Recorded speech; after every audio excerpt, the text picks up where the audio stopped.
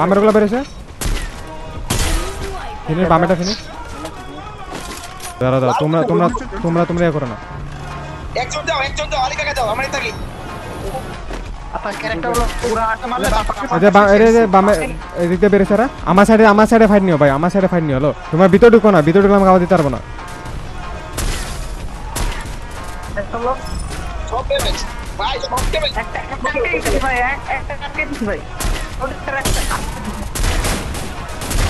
দুটো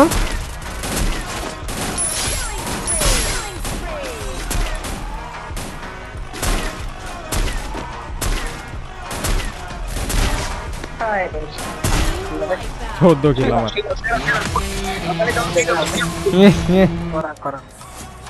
একা একা হোল্ড আপ করছেন বাট রাইট সাইডে লক্ষ্য করলে শাটডাউন হবেন বাট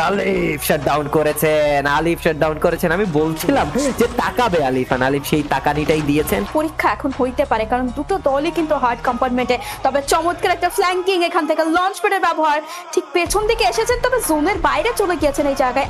আলিফ এইবার কিন্তু বিপদে পড়তে পারেন M590 প্রান্তর এন্ট্রিটা একটু লেট ছিল তবে প্রান্ত কি করছিল আমি জানি না এখান থেকে প্রান্ত এবার এসেছে সামনে আদনানকে এবং প্রথমেই কিন্তু দুজনকে এই মুহূর্তে ধর্ষণ করেছেন লাস্ট প্লেয়ার সার্ভাইভ করে যাবেন এই জায়গায় রেক্সান আবারও কিন্তু সেভিয়ার হতে পারবেন কি রেক্সান তবে সেটি বোধহয় আর সম্ভব নয় এই জায়গায় রেক্সান আবারও কিন্তু সেভিয়ার হতে পারবেন কি রেক্সান তবে সেটি বোধহয় আর সম্ভব নয় আলিফ গেমিং বাইটি সেন্ট no more it's a moment for Bangladesh top 1 and GG for Bangladesh top 1 চমৎকার খেলে গিয়েছেন তারা এই জায়গায় আলিফের ওই স্টেপটা আমার কাছে মনে হয় hats off to the IGL যে কল দিয়েছে যে আলিফকে এই মুহূর্তে পেছনের দিকে যেতে হবে